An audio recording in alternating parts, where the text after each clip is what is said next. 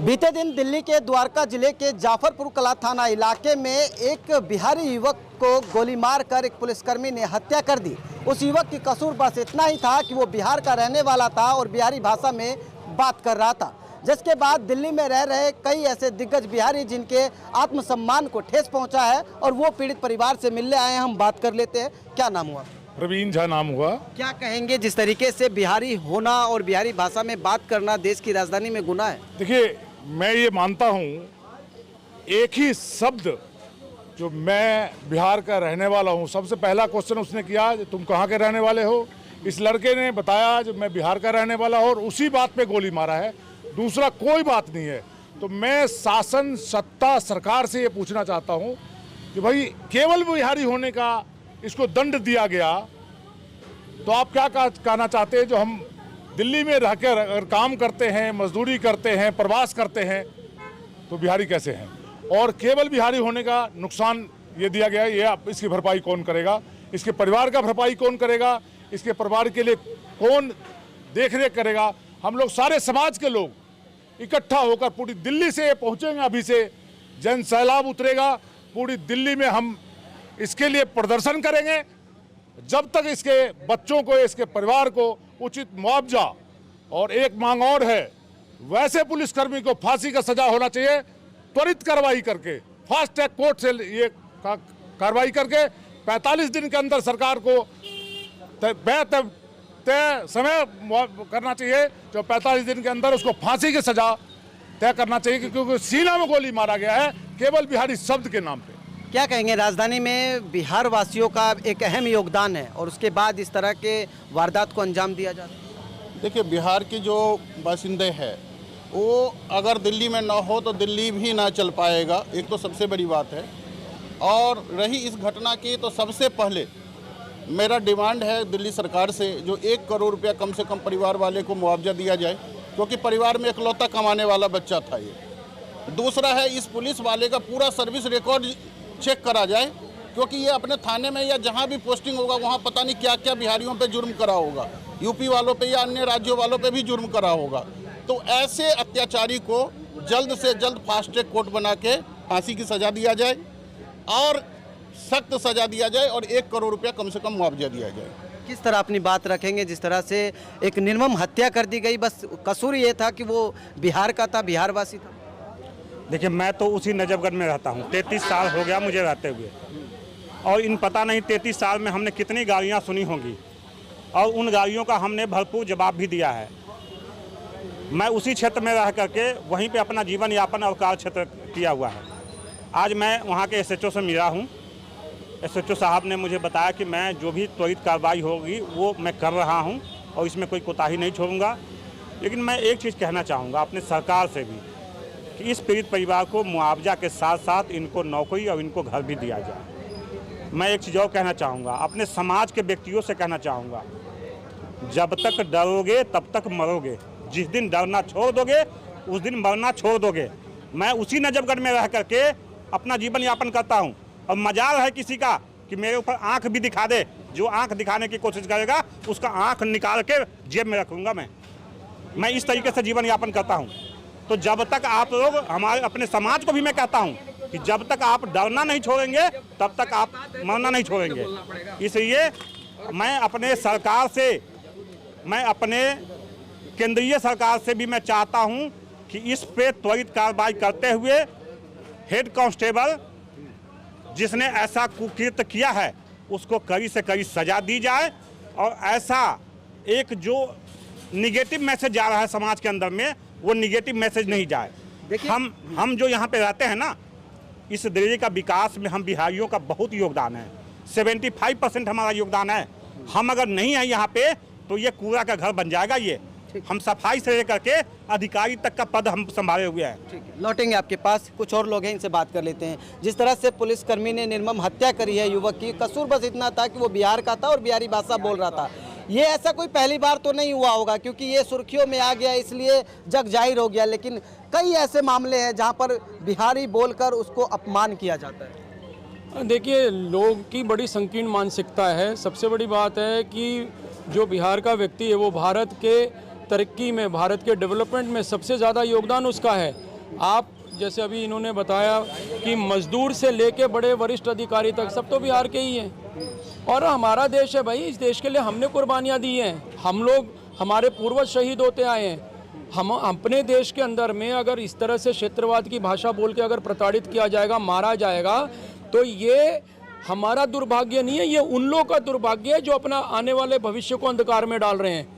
एक सनातनी सरकार केंद्र के अंदर बनी, एक सनातनी सरकार दिल्ली के अंदर बनी, सनातन की भाषा बोली जा रही है और उसी सरकार के मातहत काम करने वाला व्यक्ति क्षेत्रवाद की भाषा बोल के गोली मार रहा है कि तुम बिहारी हो, मैं तुम्हें गोली मार दूंगा। सनातन की भावना कहाँ रह गई? क्षेत्रवाद की भावना अगर इतनी प्रबल है तो मुझे बड़ा दुर्भाग्य और बहुत ही कष्ट हो रहा है ये बताने में कि वहाँ पूर्णिया से सांसद हैं पप्पू यादव जी, वो इस परिवार के पास आगे मिलने के लिए उन्होंने आके अपनी तरफ से थोड़ी बहुत आर्थिक मदद भी की है, जो बहुत ही सराहनीय है। इस क्षेत्र के पूर्व सांसद मिलने आ गए महाबल मिश्रा जी परिवार के पास में, और 3 दिन बीत गया, इस क्षेत्र के जो स्थानीय सांसद है कमलजीत सहरावत जी वो नहीं आई, क्षेत्र के स्थानीय विधायक भी शायद नहीं आए यहाँ पे, और जो हमारे मनोज तिवारी भाई जो बोलते थे कि जहाँ जाए बिहार झंडा गाड़ के, जो एक गाना उनका है बड़ा फेमस सा, मेरे को तो उसके बोल भी याद नहीं है क्योंकि मैं ऐसे गाने इनके सुनता भी नहीं, वो व्यक्ति जो बिहार के नाम पे राजनीति करता है, जिनको बिहार का सुपरस्टार मान के भाजपा प्रचार के लिए भेजती है, वो व्यक्ति भी नहीं आए। ये घोर शर्म की बात है और इसका हम लोग कभी समर्थन नहीं करेंगे, ना जीवन में कभी इन लोगों को माफ करेंगे। कहीं अगर इस घटना में बलहारा की जगह कोई खान होता मारने वाला तो सबके सब खड़े होते। क्यों? क्योंकि उनको उनका वोट चाहिए, उनको एक विशेष वर्ग का वोट चाहिए था, उनका विरोध करके, खान समुदाय का विरोध करके। लेकिन यहाँ पे व्यक्ति हिंदू है तो इनको तो वोट मिलना नहीं है, करे क्या? इनके गले में तो अटक चुकी है। ये ओछी राजनीति है, ये घटिया मानसिकता वाली राजनीति। एक परिवार सड़क पे मर रहा है, उस माता की स्थिति देखो, उस बहन की स्थिति देखो, उस पिता की स्थिति देखिए, और इन लोगों को अपनी ओछी राजनीति समझ में आ रही है। सरकार को तुरंत कार्रवाई करनी चाहिए, पीड़ित परिवार को 1 करोड़ का मुआवजा देना चाहिए। जिस व्यक्ति ने मर्डर किया है उस व्यक्ति को बचाने का कोई प्रयास नहीं किया जाना चाहिए। सरकारी वेपन था या इलीगल वेपन था, दोनों के तहत ये साफ प्रदर्शित करता है कि वो व्यक्ति पुलिस की वर्दी में अपराधी था, उसके साथ अपराधी की तरह ही ट्रीटमेंट होना चाहिए। और जैसे योगी मॉडल है यूपी में उठा के एनकाउंटर करने का, ऐसे इसका भी एनकाउंटर हो जाए तो कोई अफसोस नहीं होगा। सर लौटेंगे, संक्षिप्त में बताइए कैसे देख रहे हैं इस पूरे मामले को? हम सामाजिक कार्यकर्ता भाई बीके सिंह हैं भैया, हम तो भोजपुरी बोलीला जहाँ भी रहीला। 40 साल हो गई हमरा दिल्ली में रहत, आज तक ऐसा घटना हम ना देखले रहनी जौन आज भइल बटे। और बिहारी के नाम पर कई तरह के लोगों ने दिल्ली में भाषा बोलल, बिहारी का अपमान ही वो अलग बात बा। इतना बताइए कि बिहारी होला गुनाह बाका, वही हम आपके बतावल चाहते नहीं कि जो आज जो देखे के मिलल कि डायरेक्ट हम भाषा के नाम पर गोली मार देना, इस सबसे बड़ा दुर्भाग्यपूर्ण बटे। हम दिल्ली सरकार से मांग करतनी, मुख्यमंत्री से मांग करतनी, और हमारे पूर्वांचल के बहुत बड़े सांसद मनोज तिवारी से मांग कहतनी कि तू कहाँ घर में बैठल बड़े आवे है जा, और एक गरीब के बीच में वो जो माँ रो रही है अपने बेटा के लिए तड़प रहल बिया, ओकर हाल और चाल पूछा। बाकी आई बगल में दिल्ली के गृह मंत्री रहते हैं आशीष सूद जी, उनका से हम निहोरा करल चाहते नहीं कि सूद साहब आप एक बार ही माँ के दर्द आके देख ला, अगर एकरा जगह पर तहार बेटा रही तो का हाल होई। तो बहुत बड़ा दुर्भाग्य की बात। क्या कहेंगे सर, जिस तरह से निर्मम हत्या कर दी गई है, ऐसी हीन भावना बिहारियों के प्रति कैसे आ जाती है लोगों के अंदर? मैं तो कहूँगा पांडव तेरे कातिल अब जिंदा है, हम सब शर्मिंदा हैं। आज जितने भी लोग 25 तारीख को ये रात में घटना हुआ है और 26, 27, 28, 29 जो भी जितने भी लोग ये कृत्य जाने हैं, तो सब लोगों का मतलब सब लोग रोड पे आने के लिए आतुर हैं। अब क्यों आतुर हैं? आपके कारनामों से आतुर हैं, दिल्ली पुलिस के कारनामों से आतुर हैं, या उस अधिकारी पर्सनल जो गोली मारा है, केवल एक बात पे गोली मारा है, जो मैं कहाँ का रहने वाले हो, तो मैं बिहार का रहने वाला हूँ, और इसी बात पे सीने में सटा के गोली मारा गया है। गोली नहीं मारा गया है, हत्या किया गया है। तो 302 का मुकदमा, मैं FIR दर्ज अभी पढ़ा नहीं हूँ, मैं जा रहा हूँ SHO साहब से मिलूंगा, और मैं ऊपर भी बिहार सरकार के मंत्री को भी फ़ोन किया हूँ, इसमें भारत सरकार के मंत्री को फ़ोन किया हूँ, उन्होंने समय मांगा है और इस बच्चे से मिलने का अंतिम मुझे समय सवाल दिया है। अंतिम सवाल संक्षिप्त में बताइएगा कि आप पीड़ित परिवार के लिए न्याय की तरफ बढ़ते हुए क्या कुछ करेंगे आप लोग? देखिए, पीड़ित परिवार के न्याय के लिए बढ़ते हुए हम लोग, अगर सरकार नहीं मानती है, सरकार के सारे लोग सजग नहीं होते हैं, उनके परिवार को मुआवजा नहीं मिलता है, उनके परिवार को नौकरी नहीं मिलता है, 1 करोड़ रुपया नहीं मिलता है, उनके बच्चे को नौकरी नहीं मिलता है और पुलिस वाले को सजा नहीं मिलता है, तो हम लोग सड़क पे उतरेंगे और पूरी दिल्ली में बता देंगे जो हम बिहार नाम का शब्द क्या होता है। ये घटना की जानकारी जैसे मिली, बिहारी नाम सुनते ही पुलिस वाले ने गोली मार दी। मेरे दिल को बहुत दर्द हुआ। और आज संजय भैया एक समाज सेवी लोग हैं, इन लोगों को इकट्ठा किया और हम लिए चलिए भैया, उस घर में कल पप्पू जी का एक वीडियो देख रहा था, उसमें वो बता रहे थे कि उनके छोटे बेटे को टीबी है। तो हमको लगा कि अगर उस परिवार का हम कुछ आर्थिक मदद कर सकते हैं तो उस बेटे का इलाज करा सकते हैं। हम डॉक्टर हैं और हमने कार्ड भी दे दिया उस परिवार को कि मानमती हॉस्पिटल में जो भी जितना दिन भी इलाज चलेगा उस बच्चे का, सारा खर्च मानमती हॉस्पिटल उठाने का काम करेगा। कहने का कोई अब शब्द नहीं है। बहुत दुख हो रहा है कि आज जिस प्रकार से जो देश का रक्षक है वही अगर भक्षक बन जाए तो फिर हम क्या कर सकते हैं। और सरकार, केंद्र सरकार हो या दिल्ली सरकार हो, मैं दोनों से मांग करता हूं कि इस पर सख्त से सख्त कार्रवाई होते हुए फांसी की सज़ा कोर्ट के द्वारा दिलवाया जाए।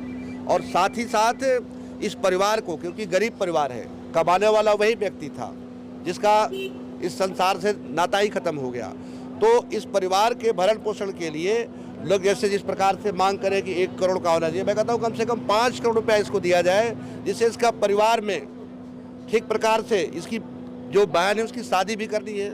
बहुत सारी चीज़ें हैं जहाँ पर आर्थिक रूप से जो कमाने वाला व्यक्ति चला जाता है तो उसको ज़रूरत पड़ता है। अब हम वापस तो उसको कर नहीं सकते, लेकिन दिल्ली पुलिस का जो नाम को एक व्यक्ति, एक जो हेड कांस्टेबल लोग बोलते हैं, हेड कांस्टेबल ने शर्मसार कर दिया है। मैं इस मामले में बीइंग एडवोकेट, मैं द्वारका कोर्ट बार एसोसिएशन की तरफ से मैं गया था आज अपने डीसीपी साहब से मिलने के लिए। वहाँ जब गया तो डीसीपी साहब नहीं थे। फिर हमने रिक्वेस्ट किया वहाँ पर कि आप एसएचओ से पूछिए कि एफआईआर नंबर क्या है। मज़े की बात है कि अभी तक एफआईआर जो दर्ज हुआ है, एफआईआर कॉपी नहीं दिया गया, जबकि ये कानून कहता है कि तुरंत कॉग्निजेबल केस में जो नॉन बेलेबल वारंट जिसमें नॉन बेलेबल होता है, तुरंत एफआईआर की कॉपी उसको दिया जाता है, पढ़ के सुनाया जाता है कि ये चीज़ें हुई। जो अभी तक एफआईआर क्यों छिपाया गया, इसका मतलब कि एफआईआर में कोई छेड़छाड़ तो नहीं हो रहा है। पुलिस की मंशा तो कुछ ऐसा नहीं है कि अपने लोगों को बचाए, क्योंकि जिस प्रकार से धाराएं लगती है, जो एफआईआर दर्ज होता है, ये भारत का संविधान कॉन्स्टिट्यूशन कहता है कि तुरंत एफआईआर दर्ज करो और उस मुजरिम को क्या आप ऑफेंस पे गिरफ्तार किए हो पूरा ब्यौरा होना चाहिए, लिखकर बताना पड़ता है।